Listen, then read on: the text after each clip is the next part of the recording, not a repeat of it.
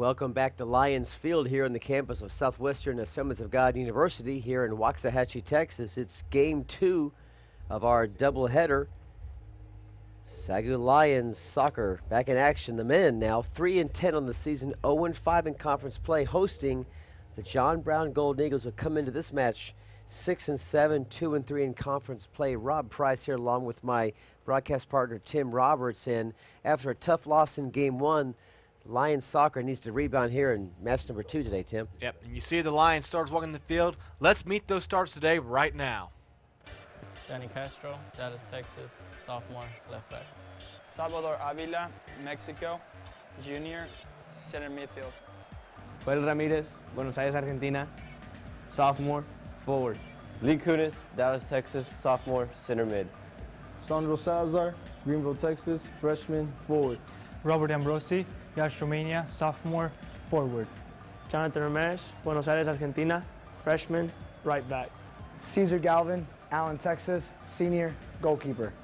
Jonathan Ramos, Tegucigalpa, Honduras, junior, outside midfielder. Rolando Hernandez, Michoacán, Mexico, sophomore, center mid. Cesar España, El Salvador, sophomore, goalkeeper. Now, one last-minute change to that starting lineup. Cesar Galvin was going to be playing this game not as a starting goalkeeper, but as a forward. Last game, he was given a red card, which comes with an automatic 1-game suspension. Coach Klimawancha was pretty certain. He's absolutely certain that what was said that he did not in fact happen. He issued an appeal with the NAIA, was so certain that the appeal would be heard that he and won, that he had him listed to start this game. However, it came down this morning that the final decision does stand. So Cesar Galvin will be out for this one. Cesar España taking his place in goal already, but he will be out in this game. I talked to Coach Klim earlier. He was very disappointed with the ruling because he says he's 100% certain that what the referee says happened did not happen. It was just a miscommunication, a mishearing on the field. But because of that, the Lions will be without Galvin for this game. However, several games have been played by Cesar España in goal. In fact, they kind of swap back and forth, don't they? So they share duty. So España, no stranger to starting at all. España is ready to go, but Cesar Galvin is one of the co-captains. So the Lions will be taking the pitch without one of the co-captains. Lions on a bit of a snide themselves right now. Last win was September 9th. The last game we broadcast, in fact, the 7-0 shutout over Dallas Christian. They've lost back-to-back heartbreakers in overtime, 3-2 to Oklahoma Baptist and 1-0 in overtime. Each of those games said in overtime. Robert Ambrosi is your goals leader for the Lions. He has 4 goals on the season, while Lee Kunis is your points leader with 13 points. For JBU,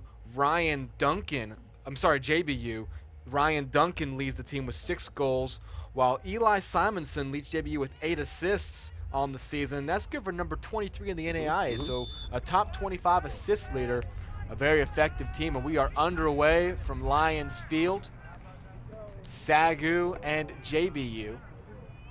And if there is a factor at all, it could be the fatigue factor. SAGU has been outshot 95-61 in the first half so far this season, and 104-56 in the second half or overtime this season. So SAGU is weary in need of a win for sure. May be able to pick one up today against this Golden Eagles team. Quick shot here, and that's deflected out of bounds.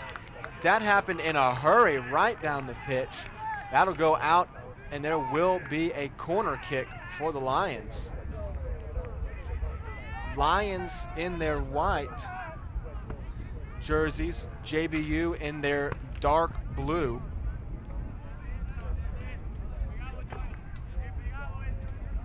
Corner kick coming in here. All centered up. It's knocked away.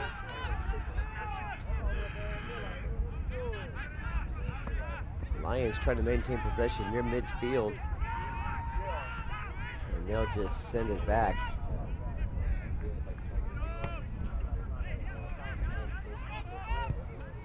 To España. that is a very interesting stat you pointed at just a minute ago. Lions outshot by a decent margin in the first half, but it's the second half and overtime where they've been outshot almost by a 2-to-1 ratio. So they have definitely not been able to finish games as strong as they've wanted to. We've seen that throughout the season, losing some overtime games, as well as having games that are pretty tight in the first half get away from them in the second half. Coach Clem Awancha, in his second year as coach here at SAGU, is assisted by third-year assistant coach Alex Vasquez. Currently in the standings, SAGU unfortunately at the bottom, 0-5, the only school without a win in the SAC, the Student Athletic Conference, so far at this point in the 2013 campaign. Overall, again, Lions are 3-10, so good chance to improve today. Meanwhile, John Brown, not that much further ahead, Tim. 2-3, they're near the bottom as well. 6-7 overall. John Brown is in, I believe, 9th place.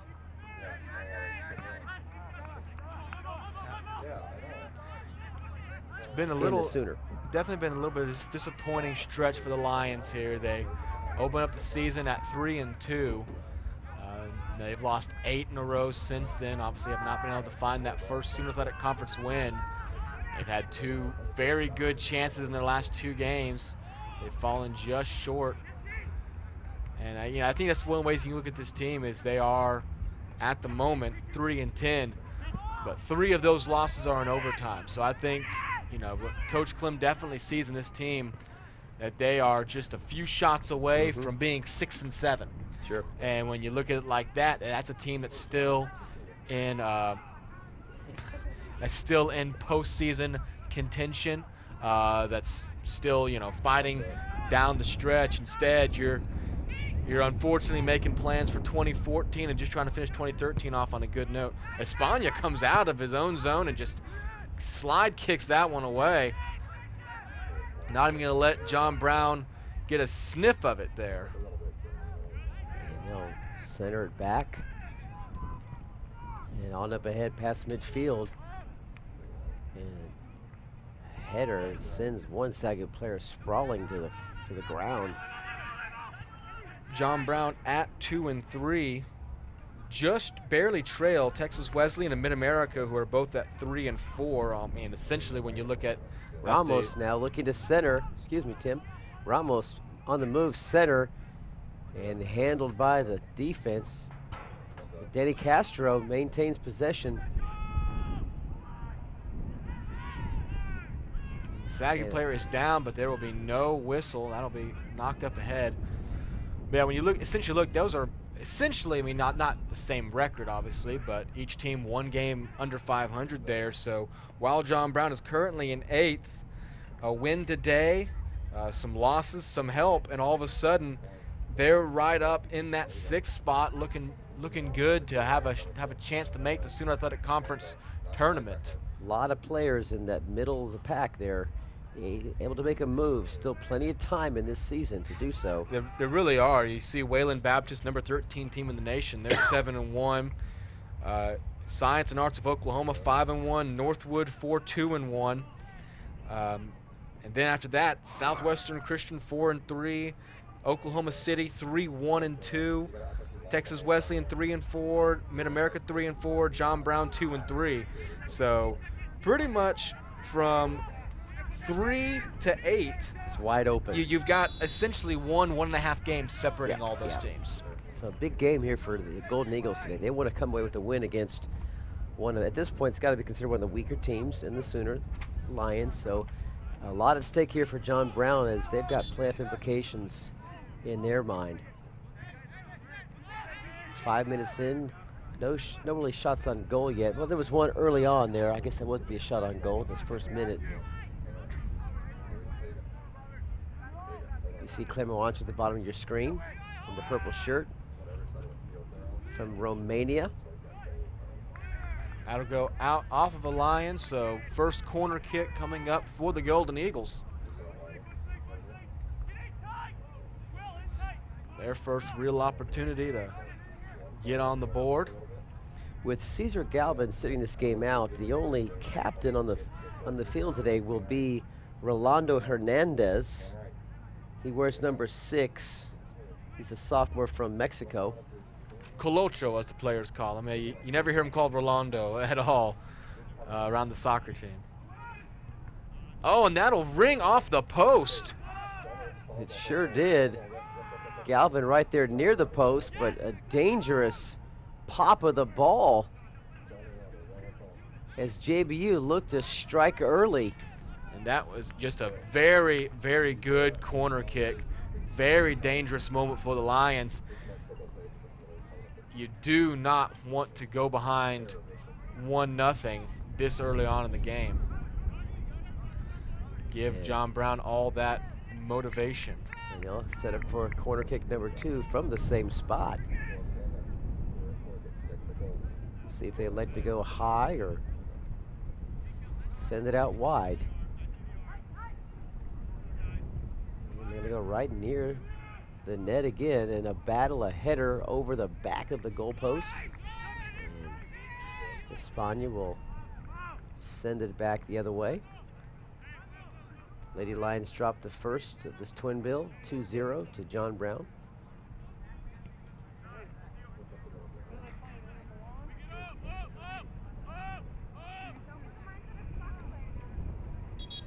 Espana, a sophomore from Katy, Texas, out of Cinco Ranch High School. He'll be playing goalie the entire game today. I think there's been some matches where Espana would start in the first half and then Galvin would take over the second half. I seem to recall that happening at some point in the season. Not today, it'll be all Espana.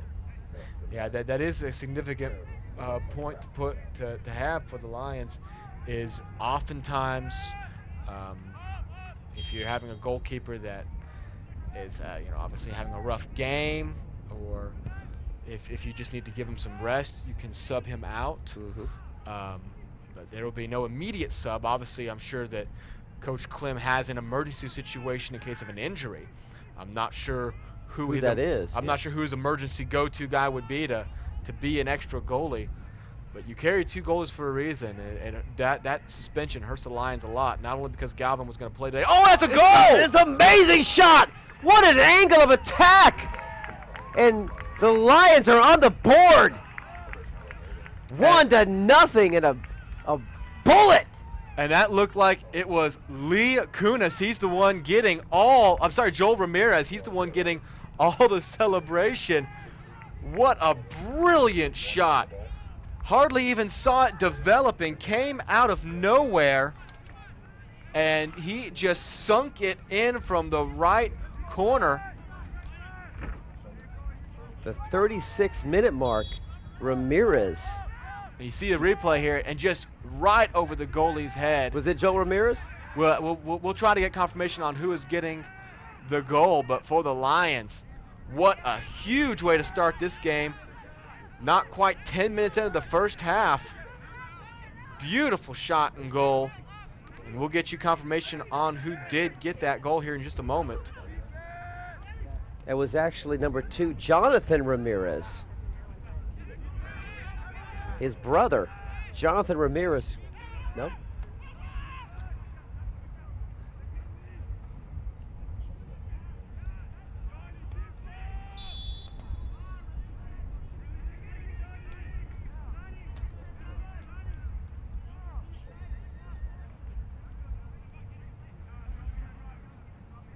So the Lions strike first on an unexpected shot. About at least a 30-yard blast. How about that angle of attack, Tim? It was, very impressive from tight window for sure. Oh yeah. It almost impossible from where he was. Almost impossible to get that shot off, really. He had to make that shot perfect, and it was perfect. Yeah, SAGU player tripped up. Golden Eagles still on the attack. Nice defense from Avila. Number 7. Now here come the Lions, now near midfield. No one cutting off the ball at this point. give the Lions a chance to set up shop. And they'll do just that as they'll reset their offense in position for an attack run here. Now to the left side, it's Castro. And we are getting confirmation now that it was number 2, Jonathan Ramirez on the goal. And I believe it was Joel Ramirez who had the assist.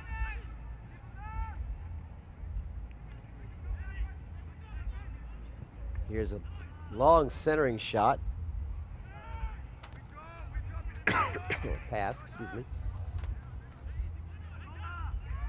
John Brown will maintain possession, but the Lions really looking active and alert on defense, really quick to the ball. Like the speed of play here for Southwestern early on. They're looking for win number 1 in conference play. It's a good way to get started. 9 minutes in, Joel Ramirez puts Southwestern on the board.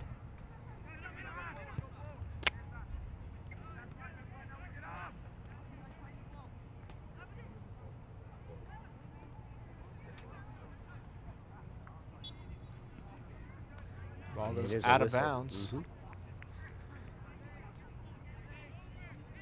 See another replay of it here.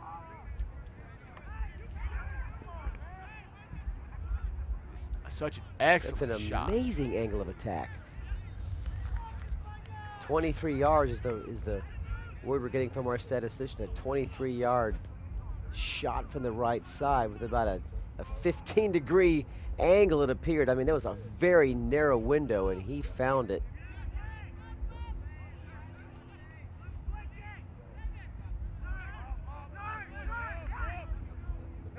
Here's Martin Gonzalez, wears number 10, over there to Will Simons. Jonathan Ramos, number 10. Will send it back to Castro, number 4. And they'll circle it right back to Cesar Espana. Got another angle here of the goal. And there you can definitely see Jonathan Ramirez just fire it in. And like I said, there was just hardly any room for that one to operate. Got just over the goalkeeper's head for the deciding goal. Like I said, just a beautiful shot. There was only one place he could put it that it would be a goal, and he put it right there.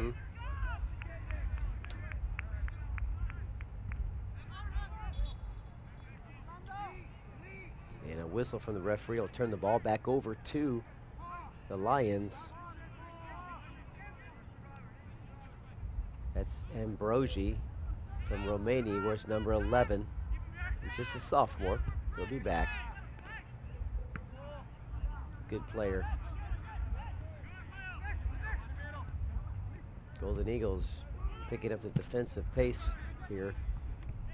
Trying to steal the ball away from the Lions, who've really maintained more possession, although by a slim margin over the Golden Eagles at this point. Castro on up ahead, now back, and a bad pass. They'll turn the ball over. Led Castro a bit too much on that pass in the middle.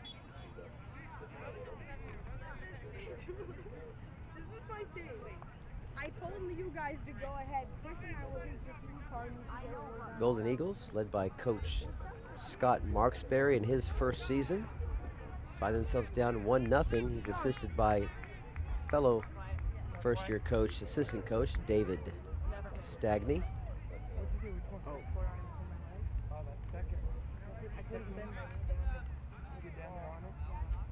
Substitution in for the Golden Eagles.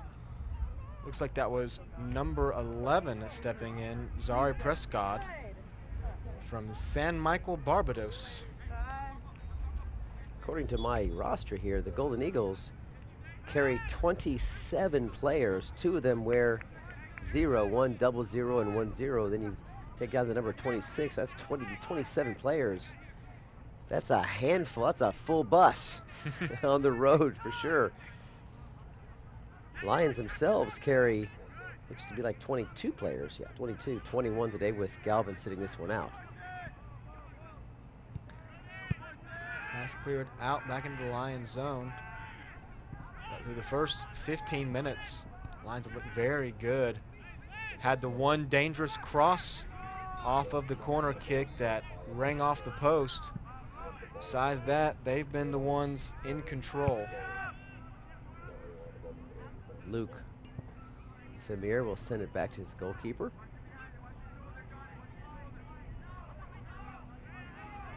Be sure to catch all the latest stats and pictures and other social media information for you. All available. Opportunity up to the middle there. That's going to be knocked away. It'll go out. Smart move by the Lions defenseman, and that'll be a corner kick for the Lions. Let's see what they can do here. You see all the particulars: Facebook, Twitter, Instagram, YouTube. Follow us. Stay connected here on the SAGU Sports Network.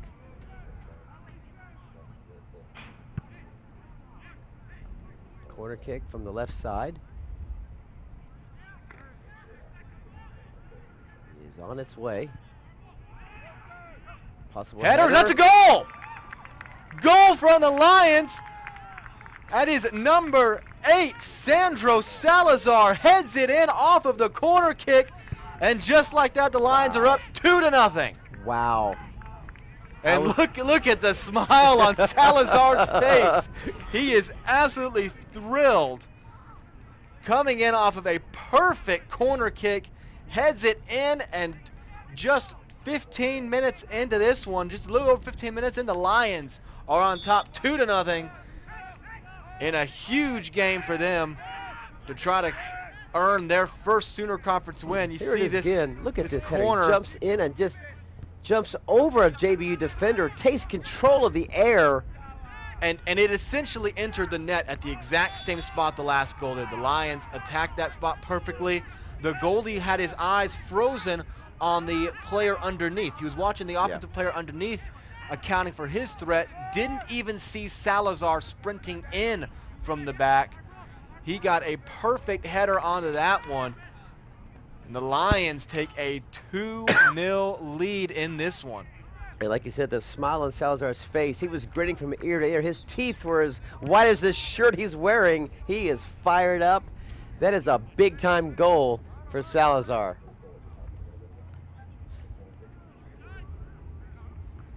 Sandro Salazar, a freshman from Kissimmee, Florida, at a Gateway High School. The corner kick header at the about the 28-minute mark gives SAGU a 2-0 lead, Tim. And that was Lee Kunis on the corner kick, so he'll be credited with his second assist on the day. He was given the assist on the first goal, so the points leader for SAGU with 2 assists already in this game to bump him up to 15 points on the season. And if you're the Lions, after, again, you've been winless since September 9th. You've lost 8 in a row. A couple of overtime actually 3 overtime heartbreakers in that losing streak. You've been unable to win in your new conference. This is a nice way to start this one. Here it is again from another angle. And like I said, the goalkeeper just had his eyes frozen on the guy in the front. And Salazar came in. He didn't even get his hands up to stop it. He was in the right position. He was in the right side of the goal. Salazar spreads his arms out wide, and the Lions have opened up a 2-0 lead. 25 minutes remaining here in the first half.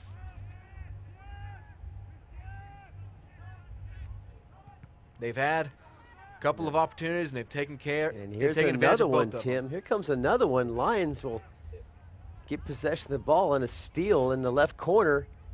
Looking for help, spinning back around. It's Ambrosi. He centers.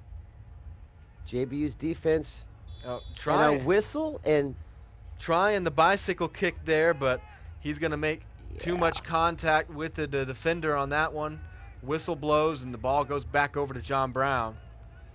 Nice attempt though. If he'd have been able to get a good foot on it, he'd have had a chance to get that one at least to the goalie.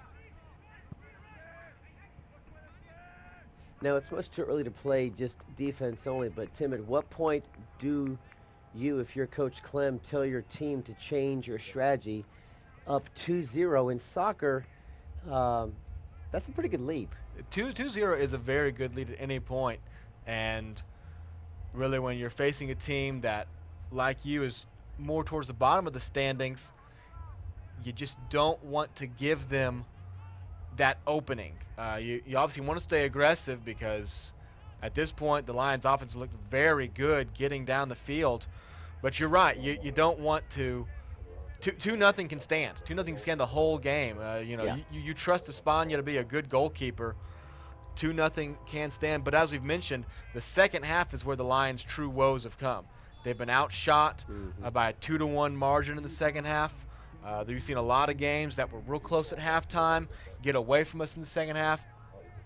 So I would say, really in the second half, if you're still up 2-0, that's when you start playing a little bit more conservatively, a little bit more defense, play a possession game. Obviously, Coach Klim will never stop playing beautiful soccer. He's not just going to sit on it and knock it out of bounds again and again. He wants clean passes, crisp playing. But for the meantime, you just keep on playing the way you have been playing because it's only led to one. It's only led to one real opportunity for the Golden Eagles, and for you, you've had 3 or 4 opportunities, and you take advantage of 2 of them. Beautiful soccer so far. That corner kick with the header, and then the first goal is a laser strike, a beautiful strike. And those are the goals that Coach Klim wants to see. Assisted goals with just precision shots, either on the header or on the kick, to get into the goal. That's how he likes them. He'll take it any way he can get it, obviously, but he likes that a lot more over just a fluke goal, one that bounces off of hands or heads. He likes it when it happens just like he drew it up, and both of those happen exactly like he drew it up. Now the SAGU defense being tested here. JBU putting the pressure on, knowing they've got to overcome this deficit, at least get 1 goal back in the first half. That's got to be your goal at this point. That's definitely your goal, is to try to get back, cut the lead in half, get it back to 2-1, because obviously it's too early for SAGU just to fall down on the ball, essentially run out the clock, as it were. But if you're the team that's down 2-0, you've got 65 minutes of soccer left approximately. That can be a lifetime when you're ahead, but my goodness, can that fly when you're behind. Those 65 minutes of soccer can speed by you before you know what's happened. You have a whistle. They're going to give the ball to Southwestern on that foul, which gives the Lions a pretty good shot here, at least to get the ball near the net on this kick here. This is a good setup with the free kick right here. Actually, it's just going to be the toss. They're going to allow just a toss. It's just a toss from the out of bounds. Now they'll have the free kick. Now they'll have one. And looks like some words exchanged there between 2 of the players, and in comes referee number 2 to tell the boys to settle down. But now this is a very good setup for the Lions. That we thought we had a moment ago. Yeah, this is a good setup. Watch for players to move. Just as the ball's in the air, there'll be some movement from the players in the box to position where they need to be. And there you see the one up front moving to try to head it off. Lions shot on goal. It's going to sail wide right. Well, not shot on goal, but an attempt at it regardless. And you see that's Pablo Garcia in the net for the Golden Eagles. He's a senior from Guadalajara, Mexico. Booming kick all the way halfway through SAGU's zone. The Lions will get possession right again. back. Look at the speed here. On up ahead. Beautiful pass. No offside call. Could be a shot on goal. Spins, turns, weaves, and a goalie, and it's still loose. That's a goal! That's a goal! What a brilliant goal was that?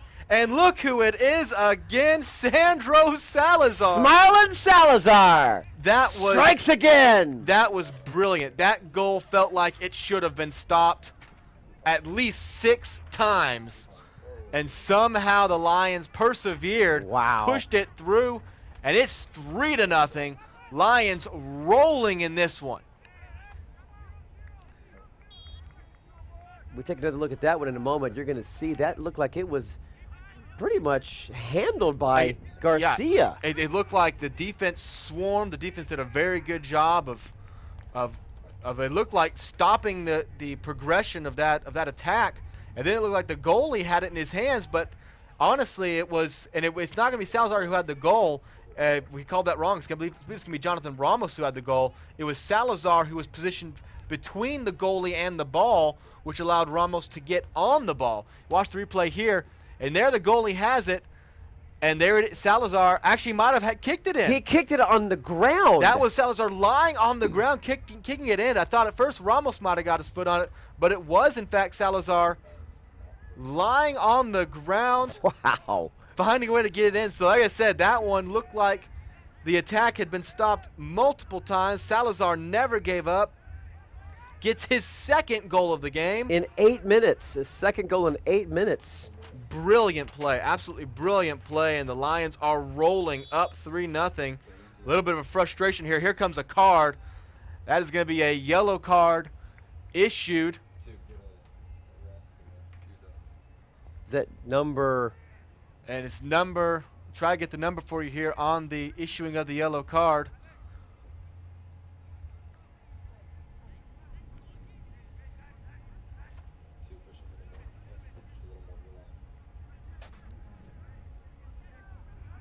Looks to be number 10. Number Tim. 10, that's number 10, Martin Gonzalez.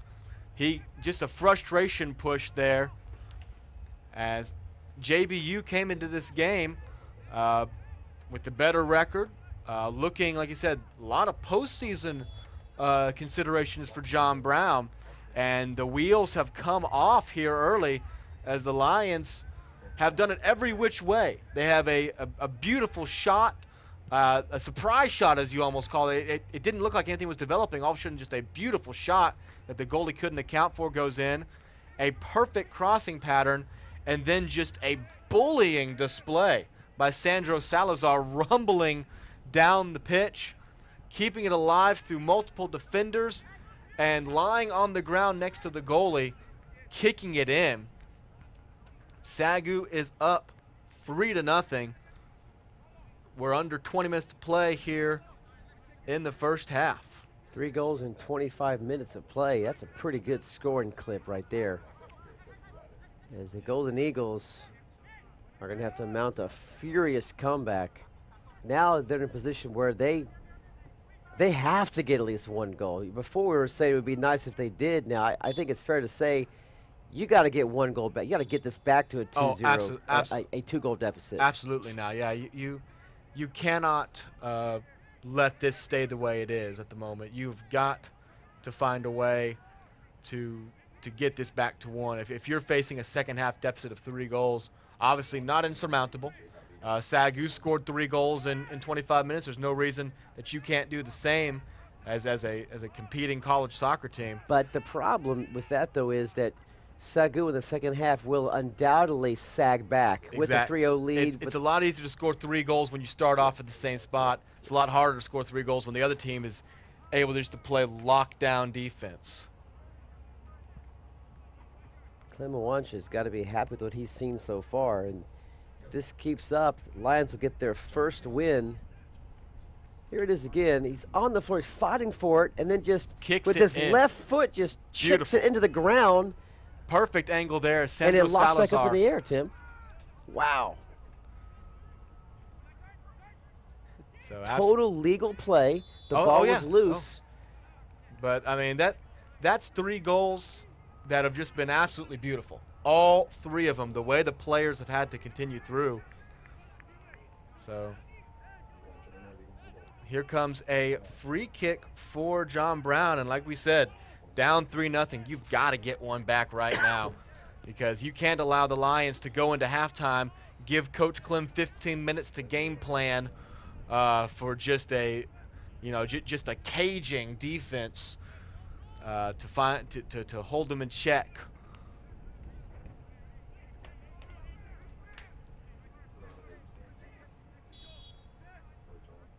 Here's the kick. And it's deflected back by the wall immediately.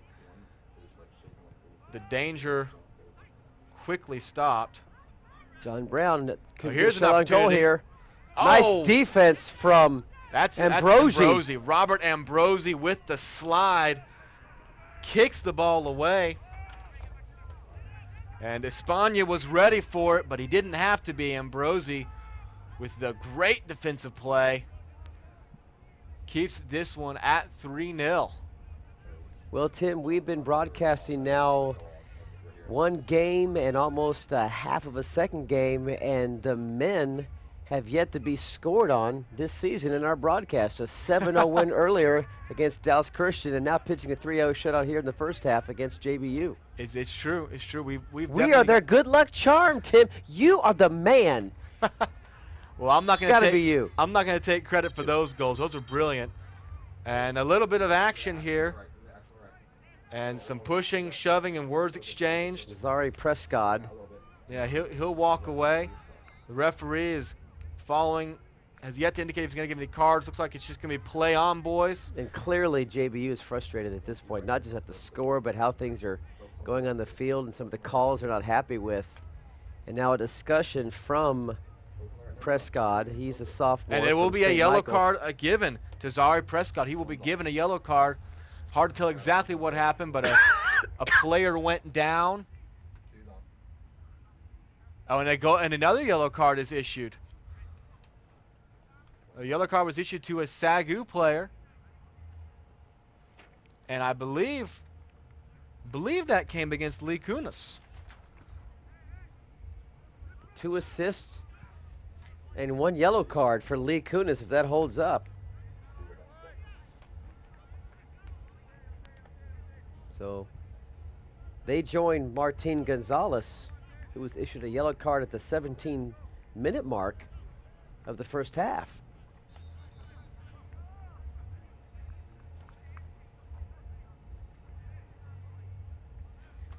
Danny Castro will get the free kick, so looks like it will be a penalty or a foul on JBU to give the Lions the free kick, and then not offsetting yellow cards. Obviously, they both apply, but yellow cards for each player with a little bit of tussling and some words said afterwards. The referee's doing a good job of keeping this one under control. They already issued 1 yellow card earlier in the half, and in a game like this where tempers can start to flare, it's best just to give those yellows out early and get the players back under control. You definitely don't want to see it get out of control. Let the tempers continue to flare. Let any sort of retaliation enter into minds. Jonathan Ramos put the ball in play. Yeah, that's a good point there, Tim, about the yellows and the refs. They rather issue them earlier than late so you can set the tone and the warning for the players to not push their luck. Yeah, like that's the big thing now, is that is the ultimate warning, because one more of them and you're hitting the bench and you're out for the next game. So you got to be very careful now. If they did yellow cards in the NFL, imagine how many fewer penalties there would be. Imagine how many fewer players there would be. So ball will go back to SAGU, it appears. And if you're the Lions, obviously still way too much time left to begin the countdown. There's no 55-minute countdown chant to begin. But you like where you're sitting. You like the way you've played so far. And a trip and a whistle. Give the ball back to SAGU and a free kick right near midfield with 10 minutes left in the first half. But obviously the two teams share they have the same mind right now, which is they know how important a goal is for John Brown the next 10 minutes.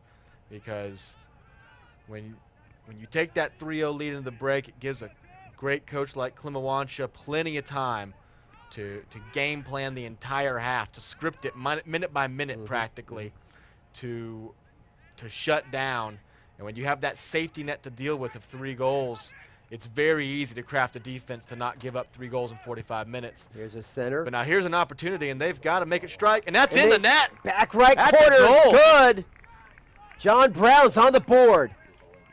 Just like that, they cut the deficit to 2. At the about the 9:30 mark, your score now 3-1. That's exactly what John Brown had to do. We'll get the scoring for who got that here in a moment. But if you're the Golden Eagles, that's exactly what you had to have happen. You got a great cross into the middle. Yep. The ball got behind the defender for a second, but he did a great job of spinning back around. Cross over the middle, and just an excellent shot.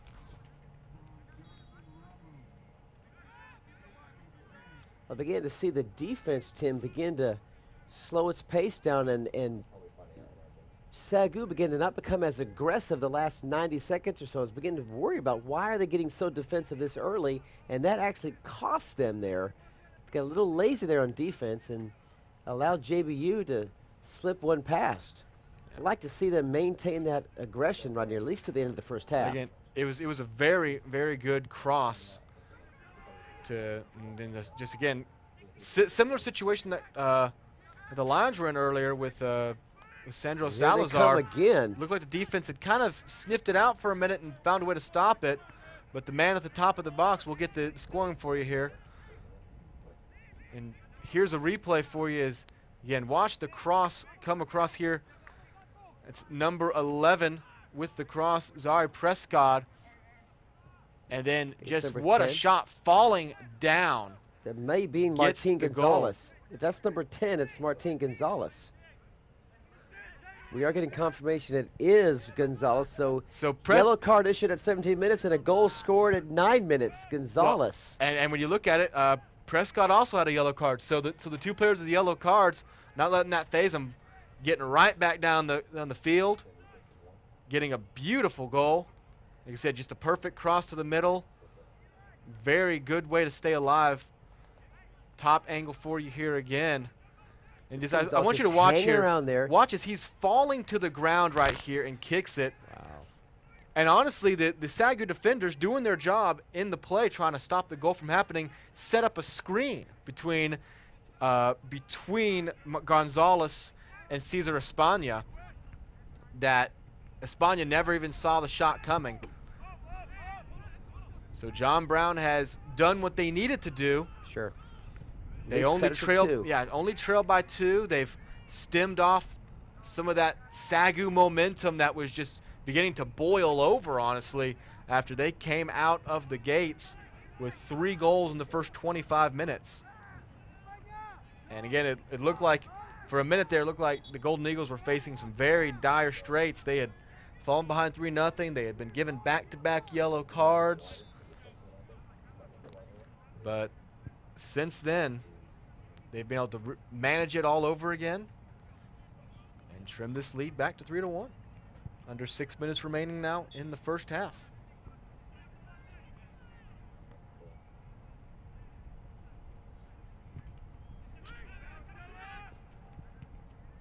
Now John Brown, the more aggressive of the 2 ball clubs at this point, and they have to be. There's a shirt grab, no call there, play on. And a battle in the corner. Goes out, and it's going to be a corner kick. John Brown moving quickly. They know they have the momentum right now. Trying to assemble before SAGU's defense can come together. It'll be Eli Simonson, as mentioned earlier in the game, he's top 25 in assists. Short one. Headed off. That was a dangerous corner kick for the Lions. Dropped in exactly where Simonson wanted it to. And he keeps the ball in play, and now stolen away.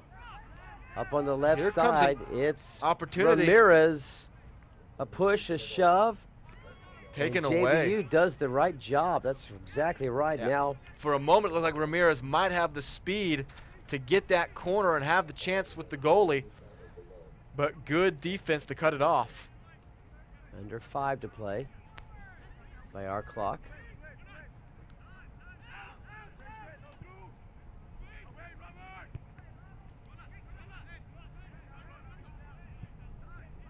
Southwestern trying to clear. They will.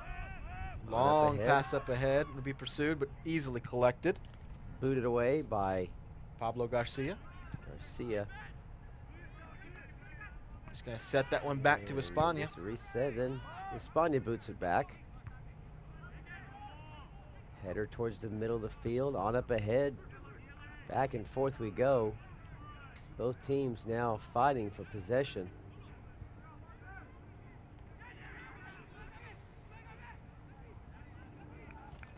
That's Rogers, Jacquez Rogers. Over to Castro. Castro again sends it back. We'll try the right side. On up ahead. And a scrape and a pull down. And that'll set up go against number 17, Galen Boddersing. Number 13, actually. Is it 13? Number 13, Dakota. Dakota Dressbuck. Sounds good. And so the Lions will get a free kick. Again, decent spot on the field here. This is where you can either draw up a long kick, try to get the header, try to get possession inside the goal, or again, just set up a long crossing pass to one side or another. Ambrosi will be taking it with Lee Kunis right at his side.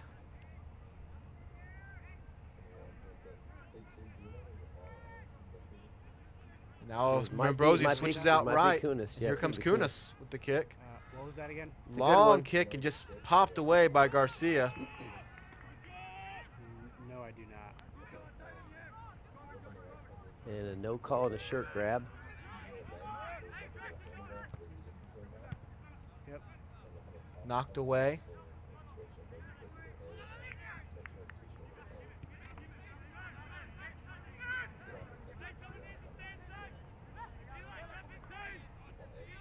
Good defense from Southwestern. It's on the right side. Under just about 2 minutes left in the first half. 2-goal lead. Southwestern trying to perhaps just run out the clock at this point. Yeah, this is that moment where both teams are pretty cautious because John Brown just accomplished what they wanted to. Broke off the momentum, got the goal, got one of the goals back. SAGU does not want to see this go 3-2. You've dominated the entire half. If all you get out of it is a 1-goal lead, that's a win for John Brown. Yes, Meanwhile, John Brown knows that if they do all that work to get that goal back and all of a sudden surrender another one real quickly, this game is looking very, very bad for them. So both teams probably a little bit content to play it safe from here on out and then just see what the second half brings. And as I said, for the Lions, we've seen before some second half issues. John Brown knows about those too, so you got to believe that they're banking on an ability to rally in the second half. Long pass up ahead, be collected by SAGU's defense. Now the left side. Ramos. Where's number 10? Now a center over to Kunis. Try the right side. Again, looks like they're just milking the clock now, under 40 seconds remaining. Long pass up ahead. Looks like we're going to have a 3-1 halftime score. And if you're Clem Awancha, you got to like what you see. One mistake there at the 9-minute mark. Credit Gonzalez with a great athletic move halfway on the ground himself. Again, that's one of those where it's hard to really indicate much of a mistake.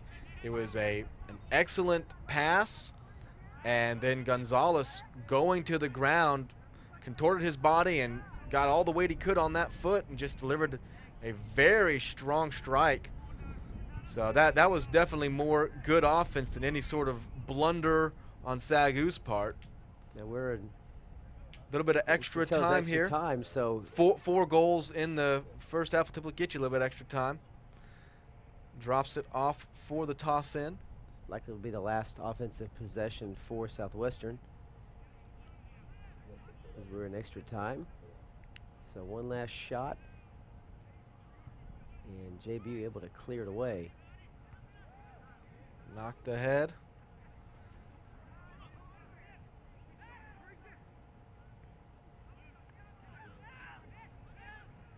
JBU doing a good job now of denying. It's gonna go That'll out go- of bounds. That'll go out. SAGU will have possession.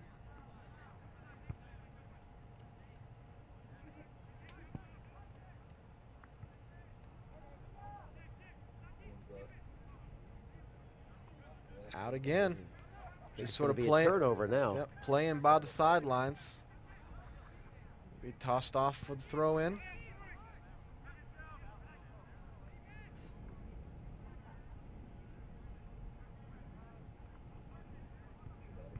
Ooh. Over someone's chest. John Brown, perhaps one last gasp here before halftime. They can penetrate the middle of the defense. There's Gonzalez, number 10, on up ahead to Zumbro.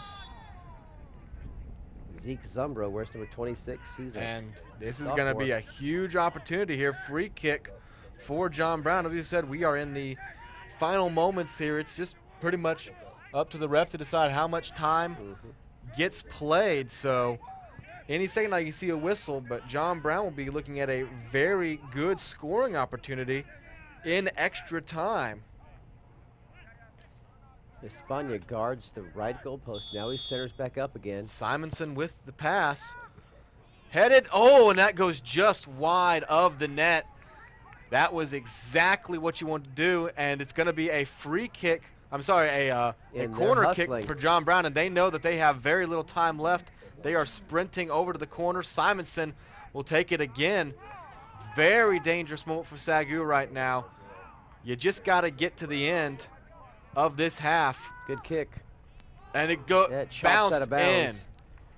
Oh, and looks like number 14, Darwin Silva, had a shot at it. He's the one that clipped it, bounced it off the ground, and it just went high of the net. He knew he had a scoring opportunity, a huge scoring opportunity there.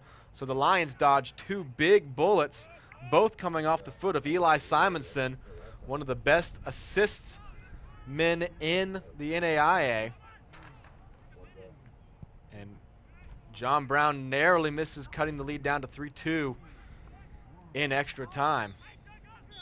And there's the whistle.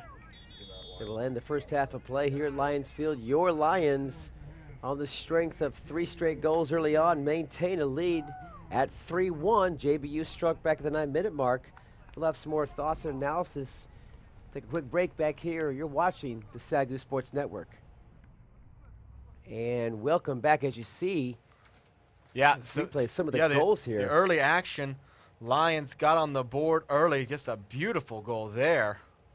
And this one's from Salazar, the header at the 28-minute mark. And then Salazar, again, let's talk about this, splitting up the middle, shredding 3 defenders, getting tackled, and then just on the ground, finding a way to rotate and kick it in. But John Brown finally wouldn't gets stay on down. the board here. John Brown, Martin Gonzalez, number 10, will streak in for the top of your screen. He's halfway on the ground as well, as you see him lose his balance right here and slips, punches it forward, back right part of the net, and that cut the score at about the 9-minute mark to 3-1. That's where we stayed at halftime as we begin second half of play here at Lions Field. Yep, 3-1, Lions on top. They looked very good. Those first 25 minutes, the Lions were in complete control. John Brown really only had one solid attack. You see the stats there in the first half. Lions, 5 shots on goal to just 3. More fouls on the Lions, and John Brown dominating on the corner kicks, 5-2. They've had some very close calls on those corner kicks too. So the Lions are not out of the woods yet by a long shot. Again, at the very end, those last few minutes, John Brown threatened multiple times, but they were unable to find the net again. So here we are. Second half is underway. Lions on top, 3-1, still looking for their first win in Sooner Athletic Conference play. Meanwhile, John Brown right in the thick of tournament talk in the Sooner Athletic Conference. Not want to let this one go without a fight. The only little discrepancy I saw of quality of play happened around the 12 to 11 minute mark when I noticed that the defense of SAGU began to sag, and offensively they just didn't seem quite as aggressive. And About a minute and a half later, that's when the goal was scored. I would like to see SAGU maintain that aggression in the second half. Yeah, it almost looked like, you imagine when you take a 3-0 lead, your offense is going to taper off a little bit. But when your offense tapers off, you need that defense to come up all the stronger. Right. And it felt like the defense hadn't quite kicked into hold mode yet, and the offense was turning off of we've got to score mode, and it kind of collided with each other, led to the miniature breakdown, which allowed Zari Prescott to be open and get that great pass in for the goal. John Brown threatening early here. That's still live, as Espana went out to get it and did not. That's always dangerous. When you leave your spot, you've got to know you're going to get the ball. He did not get his hands on it, and that stayed in John Brown's possession. They were unable to get a shot off, though.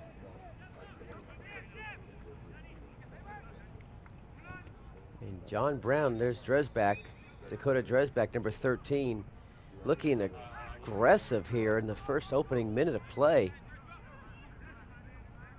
In the second half, now Lions finally get a shot to push the ball down towards the JBU side of things. There's Salazar sliding in. He's saying the ball went off the JBU I don't think defender. I don't think it's going to go that way at all. So it'll be Garcia. Quick pursuit. Ramirez. Like that, yeah. Joel Ramirez coming in with a quick pursuit, forcing the pass out. Lions staying aggressive to begin with, and really they have to. That's what that John Brown goal late in the first half did. It meant the Lions... Could be a good thing, actually. Yeah, it meant the Lions couldn't just draw up 45 minutes of defense. They have to come out and continue to play aggressively, at least through the first part of the second half, because they can't allow John Brown to just line up and continue taking shots. A 2-goal lead is by no means safe. Nice hustle here. The long legs of Zari Prescott, who had the assist earlier, outran most of the defenders. He's a freshman, or I checked that, a sophomore from Barbados. He does have a yellow card issued to him at the 12-minute mark, as does the only goal scorer for JBU. Gonzalez had a yellow issued at about the 17:30 mark. Prescott coming in at 6'2". Height's not usually necessarily something you have to be a soccer player. Sometimes the shorter players are better, but Prescott using his height to his advantage there as he just carried his long legs into open field. And he outlegged the Lions there and had a really good shot. Just some good defense kept him from getting a clean shot on Espana. Espana likes not to pick up the ball, sends it high and deep into JBU territory. Takes a few spots before it hits the ground, hitting several players, and SAGU content to let the ball run out of bounds.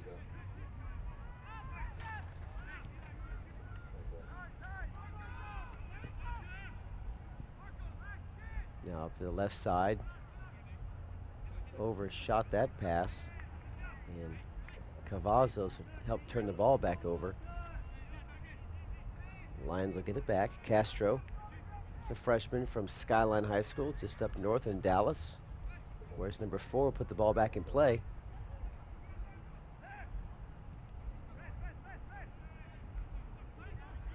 As a quick 5 minutes have already elapsed here. Now here's Prescott again.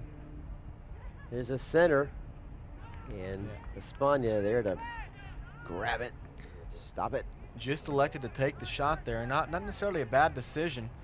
You never know what might happen when you unleash the shot. Espana did a good job of catching it, though, just preventing anything from happening. Nice side pass on up ahead. Now the Lions on the march.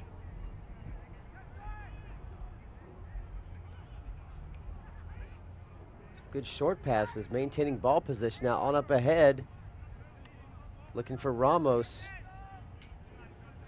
Goes out. The Lions will have the throw in.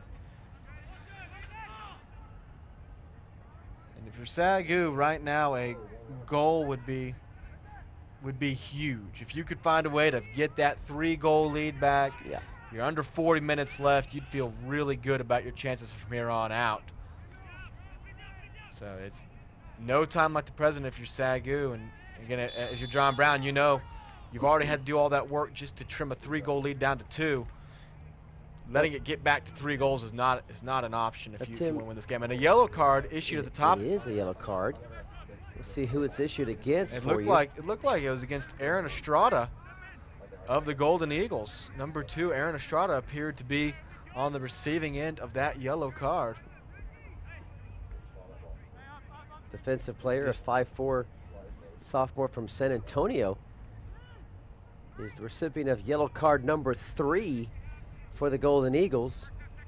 Lee Kunis for the Lions was also issued a yellow card earlier in the first half. At the 13-minute mark, a double yellow card involving Kunis and Prescott. Tim, you mentioned near the end of the first half about how Clem Awancha can almost script minute by minute what he wants to do in the second half should they have maintained a 3-goal lead. Well, with a 2-goal lead, maybe there's still some scripting.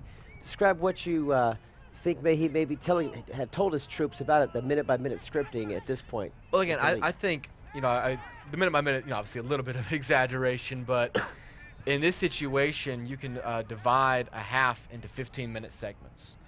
Here comes an opportunity. Prescott passing over the middle.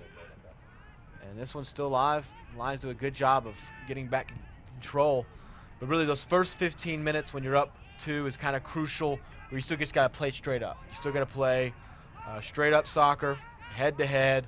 You don't even pay attention to what the scoreboard is. You play like you've always been playing. The next 15 minutes, you start kind of shifting into more of a cautious mode. You're still looking at the goal. You're still looking at the at possibilities. As here comes Joel Ramirez. That's just going to go out of bounds. The Lions will retain possession. So but the next 15 minutes is when you can start to really kind of strengthen it up. No reason to play a whole lot of offense. You don't shut down completely. And then after that, if you're still up by 2, those last 15 minutes is all about, practically everything but dropping all 11 back. We do have confirmation that yellow card was against Aaron Estrada. And a goal! What a goal for the Lions, and we talked about it. That might just be the backbreaker. And that is number 8. Is it Salazar again? That is Sandro Salazar again. He has a hat trick. You see him giving the tray signal. Wow. Sandro Salazar with a hat trick. Here it is right again. Here, it's going to be Joel Ramirez gets it into Salazar. Oh, great center. And just knocks it in. Squared his shoulders and sent it through. Opens his arms open wide. A little bit different demeanor we saw after the first goal. He seemed stunned out of the first one. Now it's old habit, a hat trick for Salazar. And just like that, the Lions are back up by 3 goals. And you got to feel good about the next 36 minutes if you're SAGU. All thanks to some absolutely amazing play by Sandro Salazar. And if they go on to win, I don't think you have to look too far for a player of the game. We'll have to check our stats and see how far he's climbed up the ladder for the goals leader on the team. He may have jumped straight to the top 2 or 3. Sandro Salazar having the game of his career here at Lions Field on homecoming weekend. He's given the Lions a 3-goal cushion once again. And Tim, you mentioned that you'd want to get that 3-goal lead back as soon as possible. And Sandro Salazar has given Coach Clem Awancha exactly what he wanted at halftime. Yeah, you've erased the damage that was done by the late goal from John Brown, and now you're going to be looking at a very frantic Golden Eagle team. They're going to have to. They know it's pure desperation now. Down by 2, you could still play around, try to get things done your way, but. Well, we know Ambrosi at the beginning of the game, Tim, led the team with 4 goals. Now Salazar knocking on the door.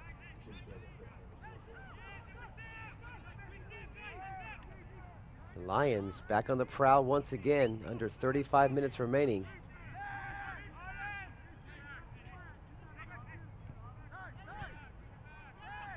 You hope they maintain that aggressive, cautious yet aggressive attitude. You don't want to cut it back to 2.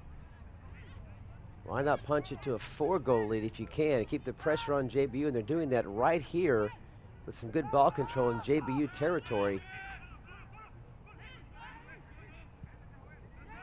And this is that beautiful soccer you talked about that Coach Awancha wanted to see, Tim, and it's on display right here today. Lions Field. JBU just unable to, there they finally were able to push it away. On up ahead near the left side. This Gonzalez. Now Prescott from Barbados, some shifty footwork. Still has got control of the ball. Center, but no one was there for JBU to punch it through. And a missed opportunity for the Golden Eagles as Prescott did all kinds of work to get the ball in position for a goal.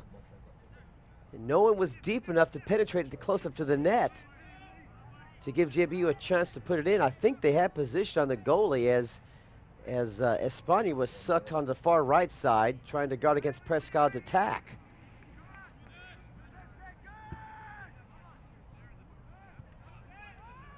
So 33 minutes left remaining.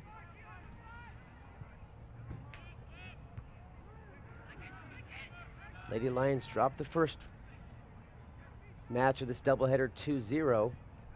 The men trying to make amends and split the day with John Brown. Well, we've checked it, and Salazar safely with the SAGU goal lead on the season now.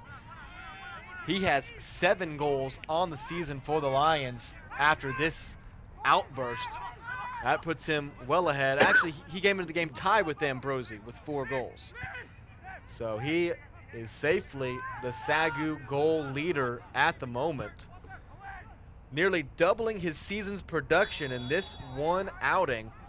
And there's still 32 minutes left. 32 happy minutes for the Lions right now is a 3-goal lead, while not entirely insurmountable, feels very, very good.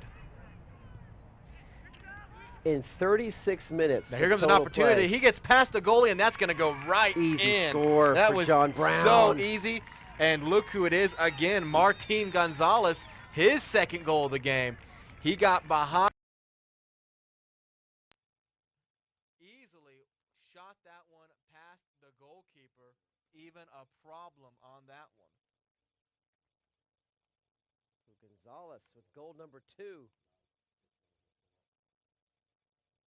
Cuts the lead back to 2.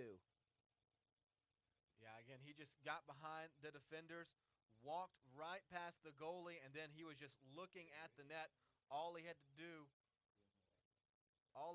was not get it blocked by a defender, and he did just that. So about the 32-minute mark, JBU just hanging around, Tim. It's Gonzalez versus Salazar, if you want to go by the goals count. Here comes again Gonzalez trying to get it up.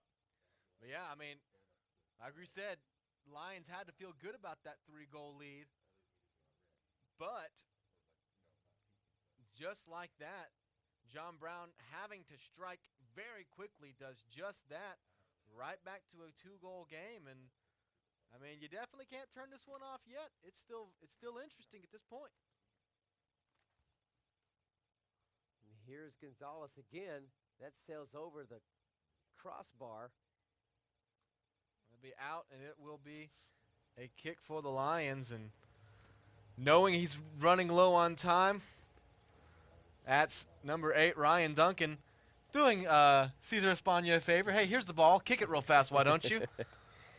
I don't feel like waiting and let you burn too many seconds on me here. As John Brown is right back in this one. In 36 minutes of game time, Salazar scored the 3 goals. So an average of about every 12 minutes or so, Salazar shot his way up the leaderboard But then Gonzalez, who opened the scoring for JBU at the 9-minute 30 mark at the first half, has now cut the lead to 2 with his second goal at the 32-minute mark. Long pass up ahead, but a whistle first. Second so half. We'll kick it again.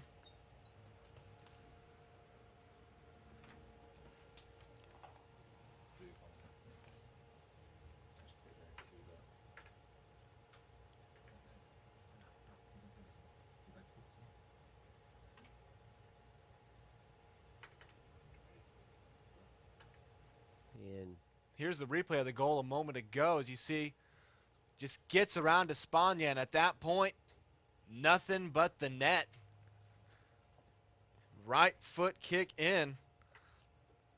And that's exactly, like we said, that's exactly what John Brown had to have happen. If they wanted any legitimate shot at this game, a goal with less than 20 minutes left, honestly, is too little too late when you're down by 3. But with still over 30 minutes remaining, they got that one. Espana elects to go out and challenge Gonzalez, and it doesn't pay off, as is the defenders behind him unable to catch up with the ball. And a quick move to the right cleared the path for Gonzalez, and he sent it right through. And here they are again. Here's Prescott with the center.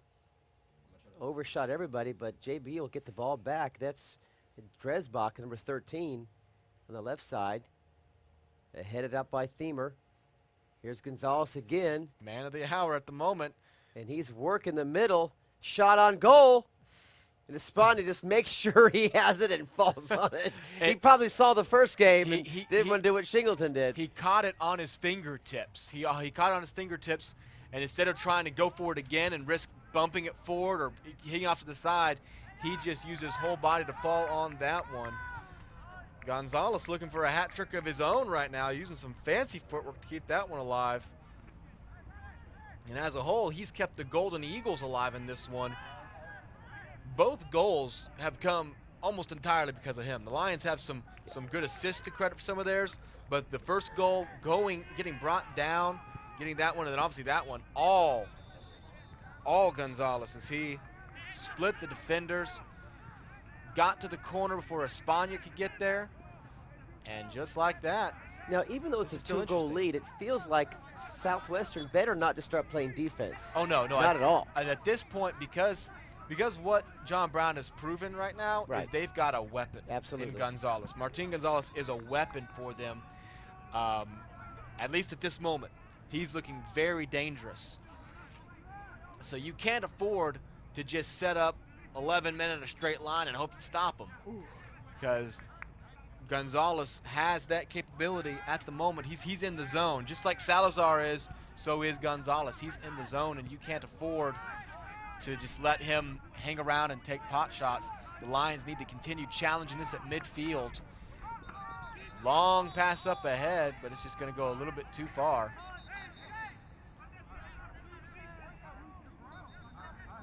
Again, John Brown just doing a good job of keeping this one interesting. When they were down 3-0, we talked about going to the half. You can script an easy 3-0 shutdown from then on. They got the goal from Gonzalez when they had to. And then when it went 4-1, it felt like, okay, that might be it. That might be sort of the nail that the Lions needed in this one. Nothing doing as Gonzalez responded very quickly. Southwestern back on the push near midfield. As it is, the Golden Eagles will still need 2 more, though. And you're Nice probably going to move need from one Ramirez. that's not from Gonzalez if you're going to do that. You probably can't count on him to get both from here on out. Yeah, him playing defense. Gonzalez now showing some defensive skills, guarding against Danny Castro.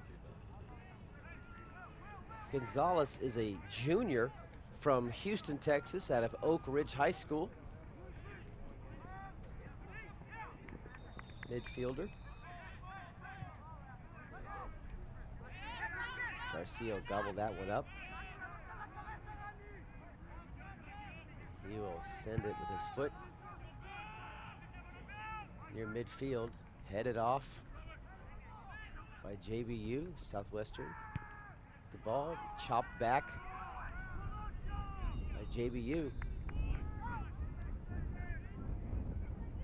And now it becomes a chess game of Now here's a steal from Ramos. Good defense from Marulanda. Yeah, Ramos had all the speed there, was looking to try to get it around his right side and meet it on the left. Daniel Marulanda does a great job breaking that one up, and all of a sudden John Brown back down the field. Some nice Got some individual daylight. movement here. Is that Gonzalez again? It is. Clear to number 7. Oh, nice defense. I believe that was Joel Ramirez on the defense there against Misha Kolomazov. That was Joel Ramirez doing a great job, because he had a great angle between him and Espana to get a good shot off, but solid defense in the box. Number 7, Kolomazov, a senior from Coppell, Texas, but originally from Russia. Got the pass from Gonzalez. Here comes Jonathan Ramos on the right side looking for help. He'll center. And a scrum, and JBU comes away with it, pushing on up ahead.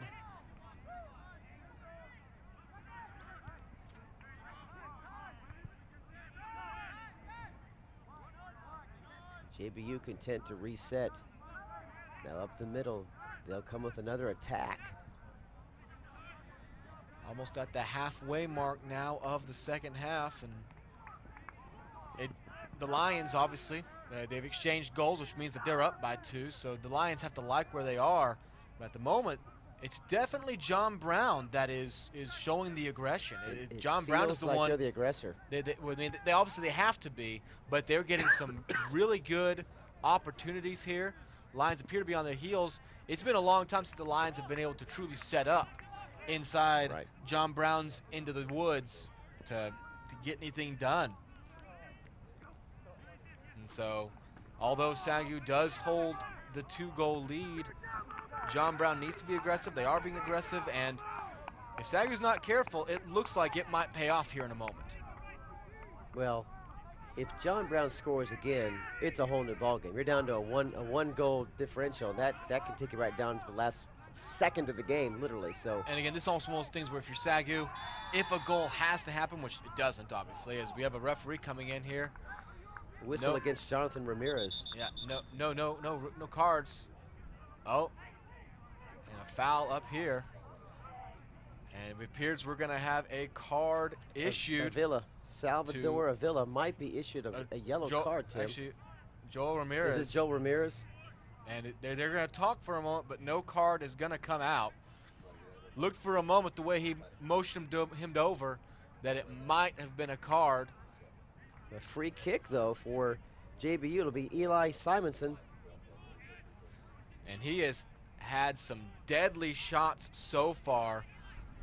None have found their way in. None of his assists. Again, he's the assist leader for John Brown. None have found their way in, but he is just lethal with the shots and the passes from this angle.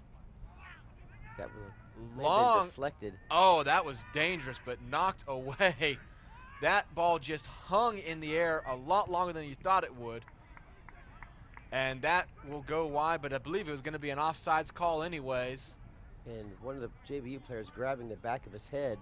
There was some collisions going on the initial pass in, so must have got bumped in the back of the head there. But yeah, if you're SAGU, not that a goal's inevitable by any means, but at the very least, you want to keep John Brown off the board for another 10 to 15 minutes. And a card is going to come in here for Espana. Cesar Espana is going to be given a yellow card. Not sure for what. If it might, I think it was probably going to be for a delay of game potentially. He was hanging back. He was pointing at his cleat, maybe indicating I was having to adjust my sock or my shoe. Huh. But that is a rule, obviously. You can't just sit back and take all day in the net. That can result in a card if you take too long. Not sure if that was the exact reasoning behind it, but that's the only thing it honestly could have been, since there was no one in the vicinity. No yelling was taking place, so I believe that yellow card was for delay of game. So, and again, that's a judgment of the referee more than anything. There's no play clock that's being wound or anything. That's more of a judgment of the referee if he feels like the goalie is intentionally taking far too much time and it'll typically only happen in a game where the team is leading. This is an opportunity right here. And watch out here. Be careful. If you're SAGU, you need to clear this ball out and Because reset. like I've been trying to say here is there's still almost 20 minutes left in this game, probably a little bit more when you consider that there's going to be some so you see here, there's where what was claimed to be the collision, but there was no collision that happened. It was more just a hoping of a call, as we have a SAGU player down on the field being helped up.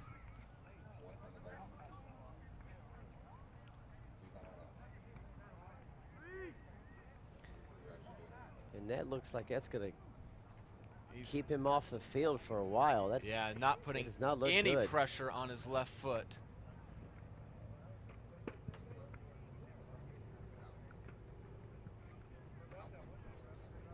Check and see what player that is.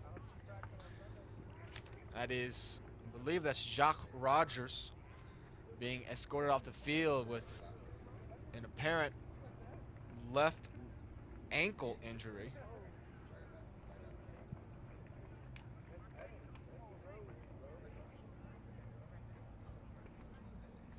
So they'll definitely have some extra time at the end of regulation here with this longer stoppage of play for sure. You saw the referee signal. Into the game now is Jose Hernandez taking, I believe that was Jacques Rogers who was taken off the field, taking his place. So yeah, there will be definitely extra time, a little bit of extra time due to the 2 goals and now some injury time.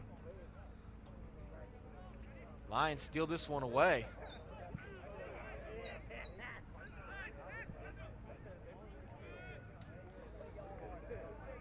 Again, you don't want to let a goal happen too soon if it were to happen. If you give one up, not that you want to give one up under any circumstances, it's a lot less harmful if there's less than 6 or 7 minutes left. Right now, like you said, if another goal gets put in, as John Brown is looking very close to almost on every possession, it would just be a free-for-all over the last 10 or 15 minutes. Well, when it was 2-0 at about the 28-minute mark, you and I were feeling pretty good about their chances and felt pretty good. And now this same 2-goal lead feels completely different.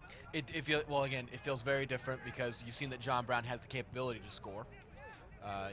You can see that they can score at a quick rate when they need to.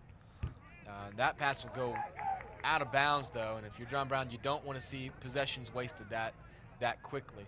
But you see that they can do that, and again, they've had all the aggression, and you are seeing SAGU drop a lot more back on defense. You see the men.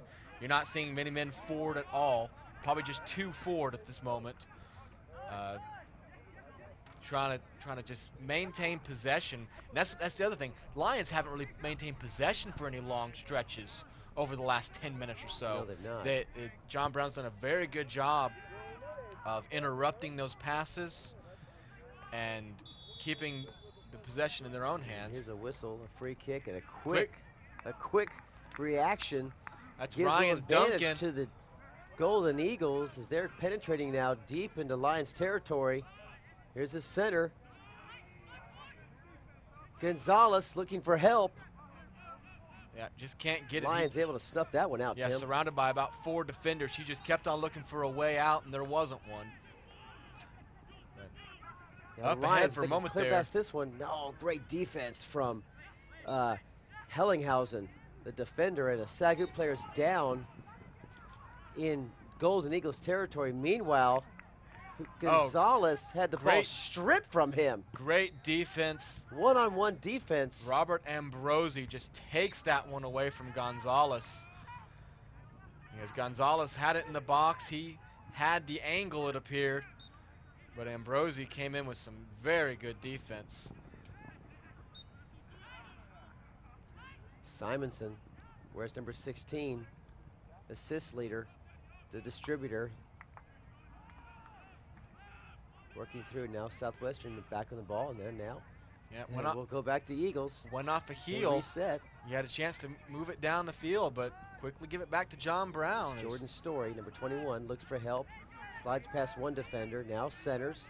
And like I said, this is a hugely important 5 minutes, because while scoring 2 goals in less than 10 minutes is obviously more than possible, it happens frequently from time to time, you don't want to put yourself in that hole where you're playing desperately. So the next 5 minutes are really going to determine what the last 10 minutes of this game are like. Is it a 1-goal game where it's anybody's ball game, or is it SAGU just kick it? Every time SAGU gets the ball, kick it deep. Kick it deep. That's all you got to do. Kick it deep, burn 30 seconds. Kick it deep, burn 30 seconds.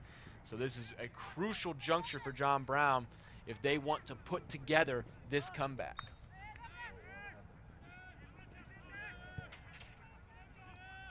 Story will center it. Here come the Golden Eagles, in need of a goal fairly soon to give themselves a fighting chance to pull within 1 in the closing minutes of this second half. Trying to get win number 1 on this homecoming weekend. At this point, we'll take 2 out of 3, right? 2 out of 3 ain't bad. We'll get a win here if possible, and then try to get a win Saturday on the gridiron. Call that a successful homecoming weekend, but first things first here, SAGU needs to hold on to this 2-goal lead. Now nearing 13 minutes left, 13 and a half. Not a real solid attempt there. This would break an 8-game losing streak. And now a scrum for the ball, no whistle yet. It's just play on from here on out.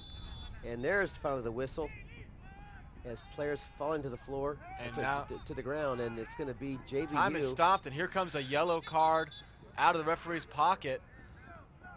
They're playing on, but I don't believe they're supposed to. There's a yellow card back here. Try to see who that was given to.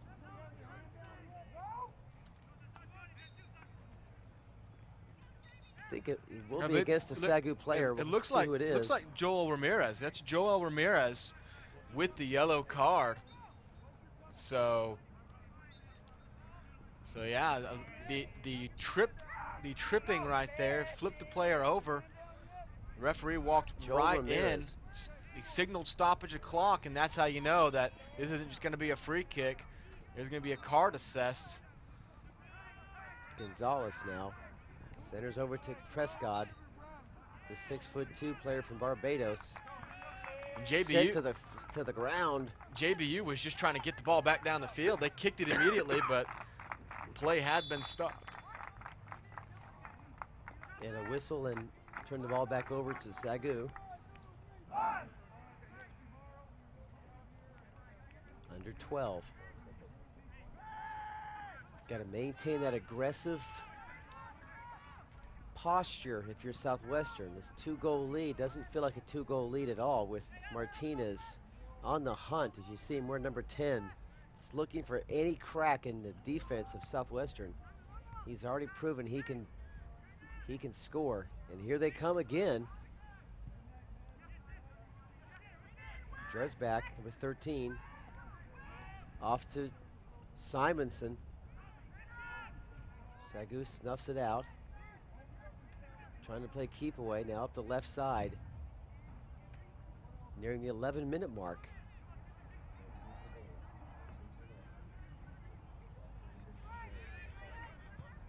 Long shot, and that's blocked by Garcia. Garcia right in front of that one. That was an attempt on goal by number 22, Jose Hernandez, a sophomore from Dallas. But good job getting down. That's the first real shot on goal the Lions have had in a while. In a while, so good job of pushing the ball downfield.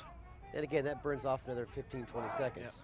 Yeah. Burn some clock, keeps defense. And you got Cesar Galvin in there wearing khaki pants and a purple shirt.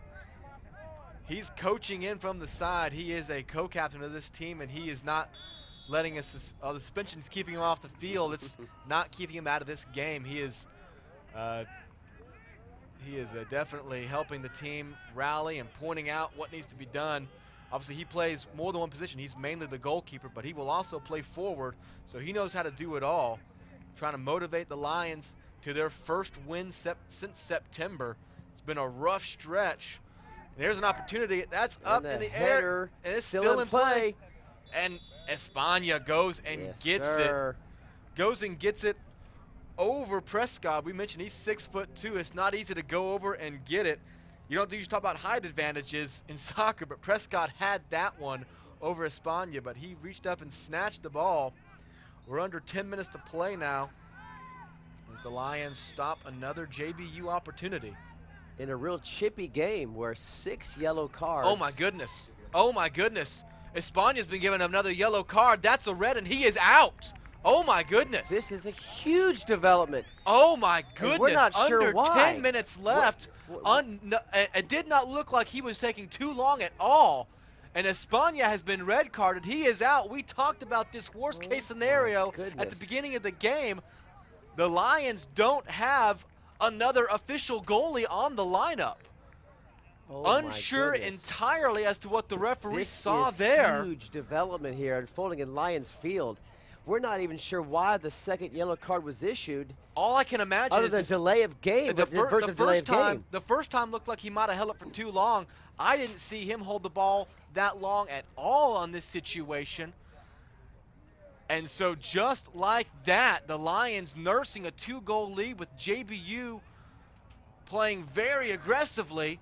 And we're going to try to find out for you what happened there. This is huge information. Your starting goalkeeper has already been suspended. Your backup goalkeeper, very good in his own rights, after stopping a JBU opportunity, has just been tossed from this game. We're not even sure who's going to walk in.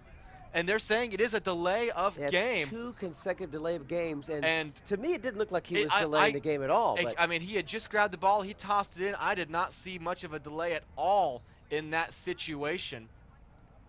Very, very stunning development for the Lions. And we're still waiting. Seen Clement Wancha make any move to talk it over.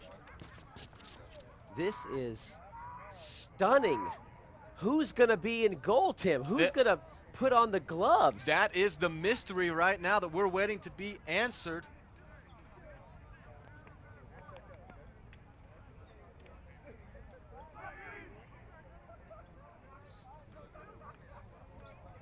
And if you're the Lions, this 2-goal lead has now, I mean, obviously, you still have the 2-goal lead, but it's on much shakier ground now that you will not be having a traditional goalkeeper in net. And don't think JBU doesn't know this either. They know that whoever's going to be in goal right now is not a true seasoned goalie who has started games before for SAGU. So looks like it's number 22. That is going to be Jose Hernandez. Jose Hernandez, he's a defender. He's been put in. He's wearing Cesar Espana's blue 0 jersey, but the pants read 22. Jose Hernandez saying a quick prayer in net, and I don't blame him. The Lions are down to their 3rd-string goalkeeper, trying to hold on to a 2-goal lead. There will be plenty of stoppage time now after multiple breaks. Don't even pay attention to the clock on the screen anymore, folks. It's going to be at least 5 or 6 minutes extra stoppage time for sure. Hold on to your hats, folks. We have a furious finish that's about to unfold here at Lions Field as this 4-2 lead now feels like it might be tied. Remember, because he is gone, there is no extra defender out there now. That is essentially moving your defender back. The Lions are down a man because they have had this red card issued on 2 yellow cards, both for delay of game. The first seemed like it might have been warranted with the Lions holding that 2-goal lead. The second, I was very surprised that that one came. It seemed to come very quickly for a delay of game, to say the least. So a thrilling game, a thrilling finish is underway, not only because of how JBU can strike, but because it's not often you have to pull out your 3rd-string goalkeeper. Now, Tim, discuss the rules as you know it about goalkeepers. Can you touch the ball twice as you're about to place I'm not it down exactly sure on what would free kick? warrant a delay of game. You're allowed to touch the ball more than once if necessary, depending on the situation. Again, your main good thing is you can't just sit there and hold the ball for.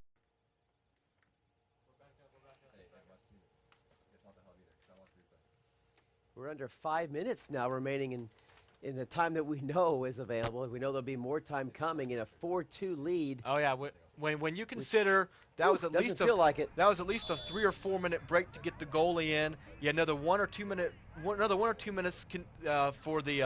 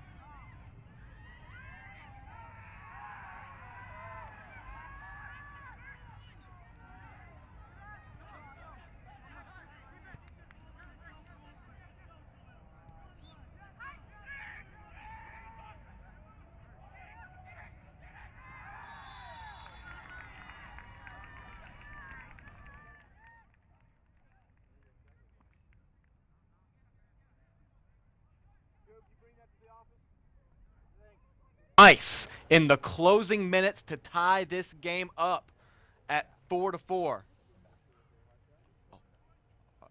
Welcome back. Welcome to the back. broadcast. Yeah, we've had some big technical difficulties here at the SAGU Sports Network. We apologize for those, and there is no way to put this.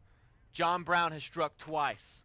While The we were score- away, 2 minutes left, Tim, in the game. Ryan Give Duncan, or take, lots of stoppage time.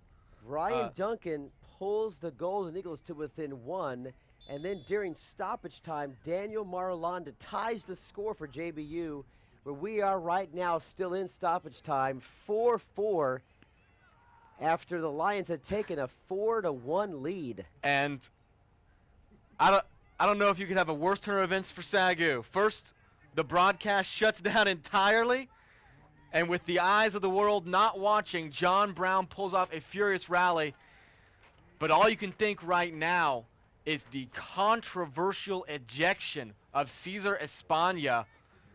It seemed very unnecessary at the time, and for the Lions, it now seems almost fatal. You hate to say referee has an impact on a game, but those two suspect calls on a delay of game twice have drastically affected the outcome of this game. Because you have a third-string goalie in who has no business. Who's obviously, wearing another player's jersey? Yeah, he has on his no back. he has no prepared jersey to wear. There he is again now. It's Jose Hernandez in goal. There's a shot on goal over the top of the crossbar, and it is just wide or just high. And now, really, we're still waiting on the end of stoppage time. So yeah, we at any we're point we a can little stop lost and up reset. here right now on multiple levels, but yeah, if you're the Lions, honestly, right now, you're playing for a tie. That is a depressing thing to say when you led in this half 4-1, but you have a third-string goalkeeper in due to a controversial ejection in the last game and an appeal that did not go through and a controversial ejection in this game. The furious John Brown attack turned a defenseless third-string goalkeeper, Jose Hernandez. He had no intentions of being in goal this game. Turned him into absolute mincemeat so far. We're hearing there's about 2.5 minutes left in the game of stoppage time. Again, plenty of stoppage time due to the... Here's Prescott, centers over for Kalamazov. Nothing there. SAGU able to chase it down. Under 2 minutes remaining in stoppage time, we're told.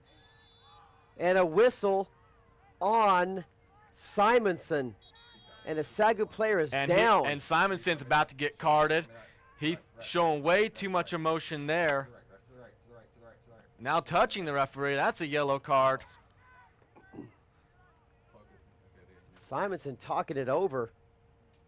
And here comes, oh no, the official booking is out now. I thought for a second another card might be coming out. It's the 7th yellow card, Tim, of the day. And tensions and frustrations are high here at Lions Field in an improbable comeback from the Golden Eagles. I mean, at 37 minutes left in the game, Tim, it was 4-1, and the Lions were comfortably in the lead. All right, we're going to show you real fast the last 2 goals that were scored.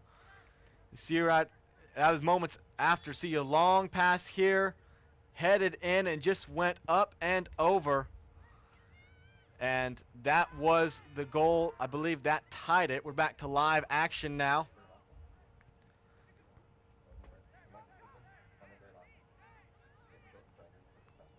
And so now the Lions improbably have been tied up, and all you can think is how many things have had to go wrong for this to happen. Like you said, at 4-1, this game seemed over.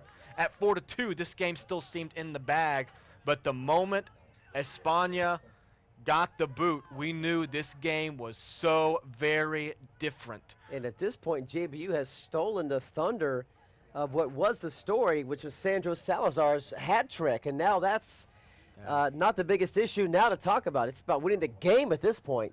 Yeah, and now the story for the Lions. Unfortunately, you hate to see the story dictated by people who don't wear jerseys and people who aren't on the field, but it's the fact that there are two goalkeepers who are controversially sitting on the bench right now. Two very good goalkeepers that undoubtedly could hold 4-2 leads through the last 20 minutes of a tense game. Galvin almost was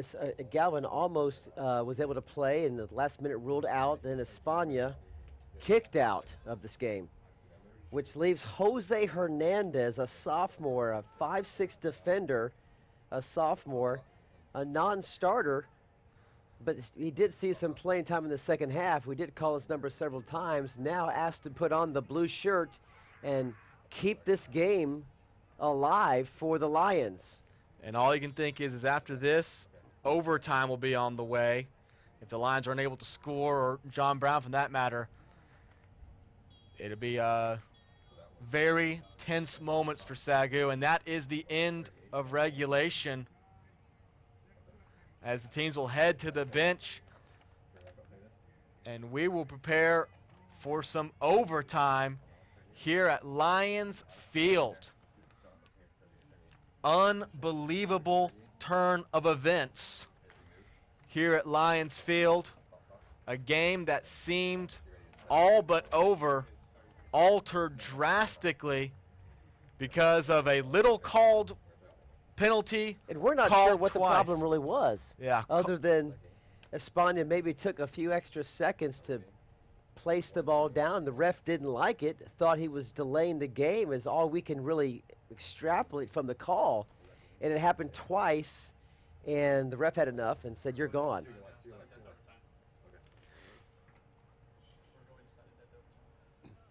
So overtime is on the way. And you just run out of words to say about this one. It's such a stunning turn of events. If you're JBU, and if you're able to somehow steal this game, this would change your whole season. Oh, this is an absolute turnaround. This game seemed completely over. And now there's extra time left, and you've got to put all your money on JBU going to overtime, unfortunately. Well, Tim, now, in just a minute, you're going to run through let- all the let- goals that have been all- scored all so far the in this game. goals So, Tim, scored in this walk us game. through these goals. Yeah, well, first in the game, it was Ramirez getting the first goal. That was a thing of beauty. That gave SAGU a 1-0 lead. Then it was Salazar with his header. And Salazar again splitting up the middle. Gave the Lions a 3-0 lead. It seemed so very comfortable then. But Martin Gonzalez, he would strike for his first goal of the game right here. And that would make it 3-1 going into halftime. Starting off the second half, though, with a 3-1 lead. As we see again, another angle of this one, as actually Sandro Salazar here gets the ball, nets the hat trick, and it felt over at that point, 4-1. But then Gonzalez again splitting, getting past España, scoring the goal. Then here we are. This is what you didn't see live, unfortunately. Ryan Duncan gets the header just over the outstretched arms of the goalie. That was 4-3. And then Daniel Marulanda gets another header just over the top, barely finding its way inside the net. Whew. Fast and furious, 8 goals combined. And if you're SAGU, you've got an IV in you, and you're on lifeline right now. 7 yellow cards and 8 goals. Unbelievable. And again, the Lions have lost back-to-back overtimes. They're 0-3 in overtime this season. And this is an overtime you just honestly have to survive. You're down a man. You've got a third-string goalie in net. You've seen a 4-1 lead evaporated into a tie. This is the kind of overtime that tests what a team is made of. And at this point, as odd as it sounds, the Lions would be content with a tie, Absolutely. having led by 3 goals. Now, overtime in college, they will play, I believe, 2 15-minute periods. The first, and it's sudden death. Obviously, nowadays in international soccer, first team to score does not necessarily win. You keep on playing until the complete overtime is over. This is golden goal, sudden death. First ball to touch the back of the net, it's all over. You And see the Lions. there, the Lions trying to encourage their goalkeeper, Jose Hernandez. Yeah, Coach Clem firing his guys back up because that's what they need. They need a shot of adrenaline, a shot of encouragement back in them because. Now let's just say this. Let's say Hernandez fends off 4, 5, 6 shots on goal, and let's say another player, maybe pick any player, Ramirez just scores a goal.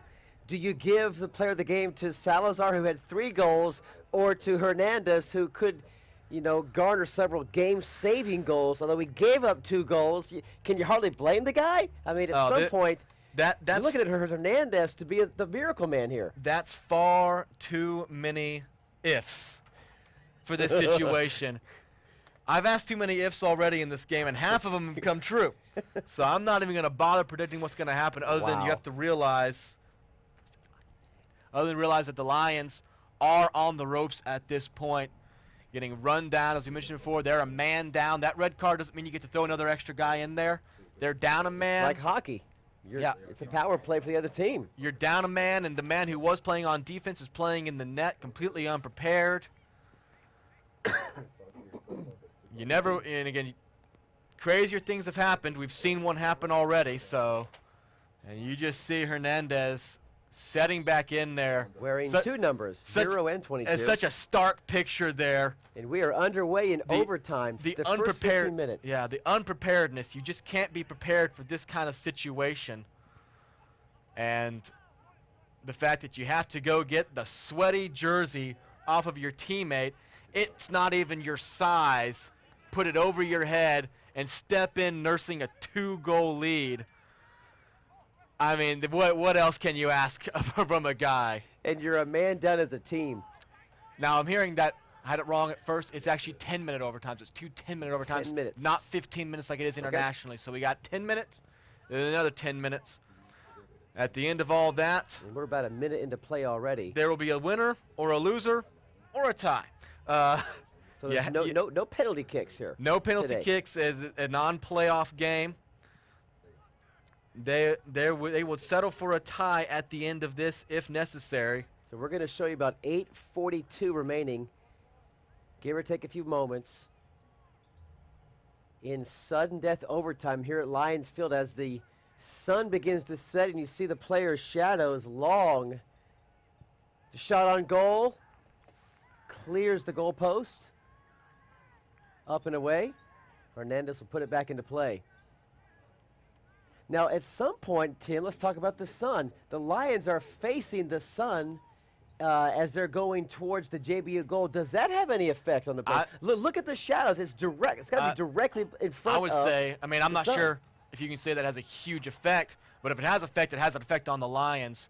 Like you said, got an inexperienced goalkeeper back there having to stare straight into the sun. You're not necessarily expecting that. That's a good point. It may affect the goalkeeper more than the guys on offense trying to score a goal. The players are looking left and right up the field. They're not necessarily looking at the sun. It's the goalkeeper who all of a sudden might find an offensive player shrouded in the sun. So another player's jersey, a third-string goalie, and the sun all against the backline defense of SAGU. After a 4-1 lead, it was hard to imagine that it could look this dire. As the Lions, again, down a man, have very little choice but to just play extreme defense. Absolutely. Here's That's the center. Up ahead, just knocked away, and at this point, everything just feels so on edge for the Lions. Whistle will be blown, and the Lions will get the kick here. Jose Hernandez punches it upfield. Headed off by JBU. 1 man up. They know their #1 goalie, even #2 goalie, is not in net for their opponent. Can the Lions hold on for a tie or somehow eke out an improbable win? which we thought was a foregone conclusion at the 37-minute mark of this game, up 4-1. Here's Joel Ramirez. A little pushing and shoving. Ramirez trying to get by Simonson. A little bit of leverage, and that will get whistled.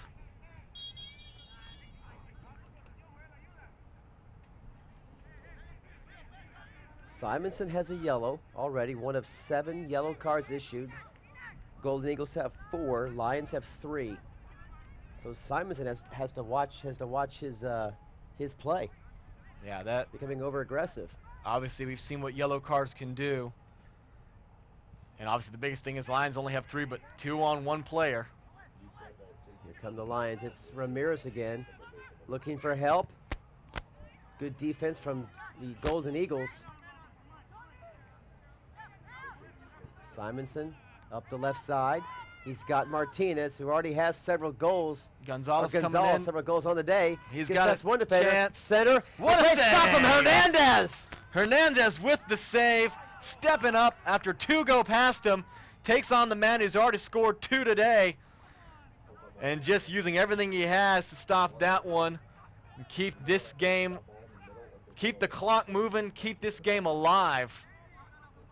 Perhaps that'll inspire things on the other end of the field here as Hernandez putting it all out on the line for his teammates. Thwarting the leading goal scorer of today's game for the Golden Eagles. Martin Ramirez got a good shot there, or Gonzalez, a good shot. Now here's Prescott. Center, a bad kick. Oh. Sails over the net just barely. And they all knew it, as you see players all over the ground there. Gasping. Prescott, again, using those long legs to outleg everyone on the field. Gets the crossing pass, and that one just sails wide. Under 5 minutes a remaining. Bullet fired and just missed.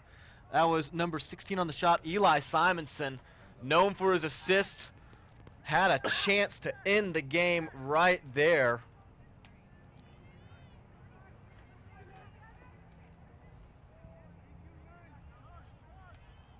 That ball's going to sail out of bounds and hit a spectator. Give the ball back over to JBU. Got to pay attention. And I feel like the crowd has thinned out a bit, and I wonder how many SAGU students are walking around campus right now, not even knowing that this game is still going on, thinking maybe 20 minutes left, I'm heading to dinner. We got a 4-2 lead. I'm going to go to the cafeteria. Why not? I'm going to go grab some Pop-Tarts in the caf and be fine. As it turns out, this game is up and running, and as nerve-wracking a finish as you can imagine for a soccer game. Well, this more than makes up for the rain out we had about a month ago. we meant to bring you another fine soccer broadcast, got rained out. This is more than made up for that. Oh, yeah, you got extra time. You got thrilling soccer. And again, you don't usually and our trip here, and it might give SAGU a free kick in a pretty good position. Yeah. Again, you don't usually see a game in which a team goes from hanging by a thread to being the presumed aggressors now. It's SAGU who's hanging by a thread, needing everything they can to hold off a goal. Ambrosi will go back for this kick. This is a really good chance. The Lions have the first best chance, really. This is a huge. This is a huge. But they have to put this away right here. Is a 2-man wall. Positions in front of Ambrosi. Here's the kick. And it's gonna be Kunis. Kunis instead. Ambrosi was ahead of the kick. And just put way too much air on that one. And Sails Garcia well over the crossbar. Lions don't have many men back on defense. There's a whistle, and they'll keep possession. Punched up far ahead. Here's Ramirez again, looking for help. Works the defender, shifts right, goes right, he's going to center the ball. He does. And blocked out of bounds by number 4. I believe that was Daniel Marulanda, who had the game-tying goal during stoppage time. Prevented that center from approaching the net. Now here comes a corner kick, Tim. A corner kick for the Lions. Ambrosi will go back again. And again, win this.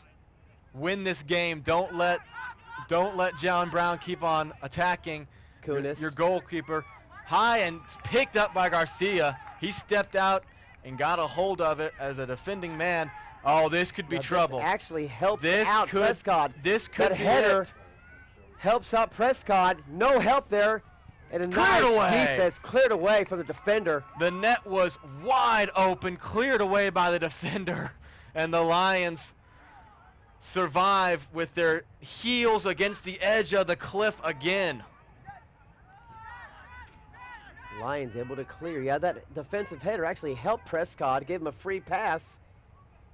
And fortunately for the Lions, his center pass was a blank. But here come the Golden Eagles again. Gonzalez from the left side, 2 goals. He centers. Clear back out near midfield. On up ahead. And all alone, and that goes wide. Hernandez does it again. Wow, he just punched that one away. Stayed in front of the man the whole way. It looked like that could be it. Like you said, the Lions just finding a way to survive. There's 1 minute left in this first overtime period.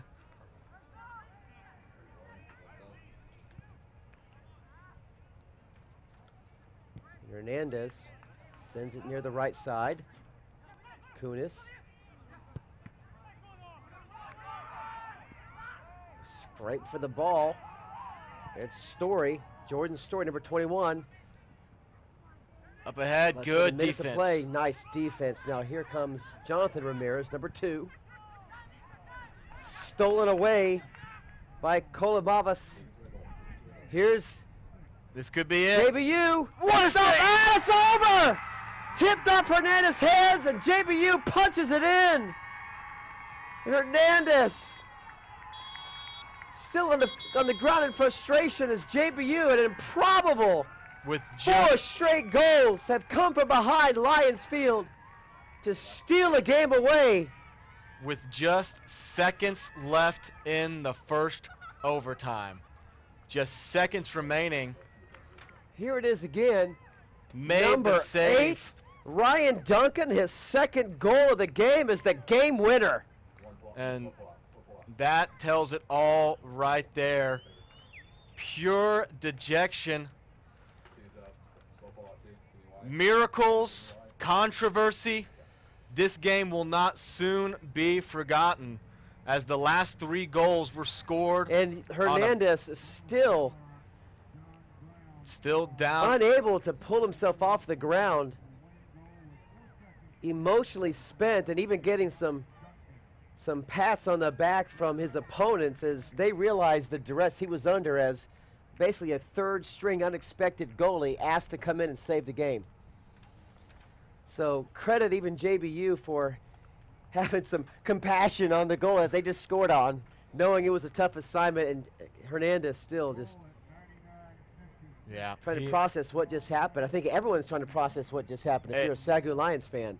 Unbelievable. And again, it's one that you not only feel frustrated about because of the calls, but because your inability to play that lockdown defense when you needed to in the final moments. And Hernandez should not feel bad. He did not cost him this game. He should not feel bad about he's losing this game. He did the best he could. Remember, he was on the bench until Jacques Rogers went out with an injury. He filled in for Jacques Rogers after an injury. That's right. And then had to fill in for España after a controversial ejection. Well, it might feel like it right now, but the season is not yet over for men's soccer. They still have games left to go. They're playing St. Gregory's next. That'll be at home on Saturday. And then they will play a few more games, travel to Texas Wesleyan to finish off the season.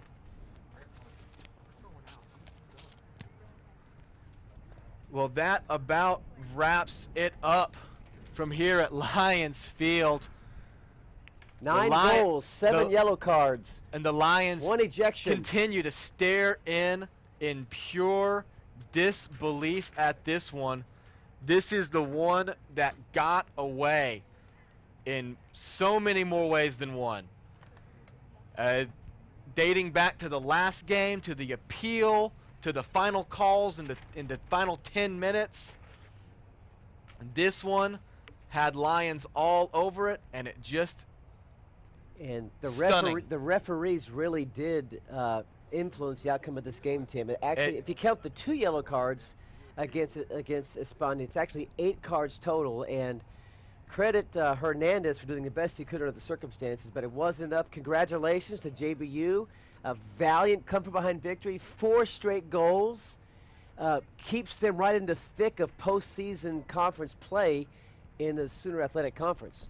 Well, that'll wrap it up for here on SAGU Sports Network. We'll be back Saturday, 2 p.m. at Lumpkins Field, where the Lions will be taking on the Oklahoma Panhandle State Aggies. Until then, I'm Tim Roberts.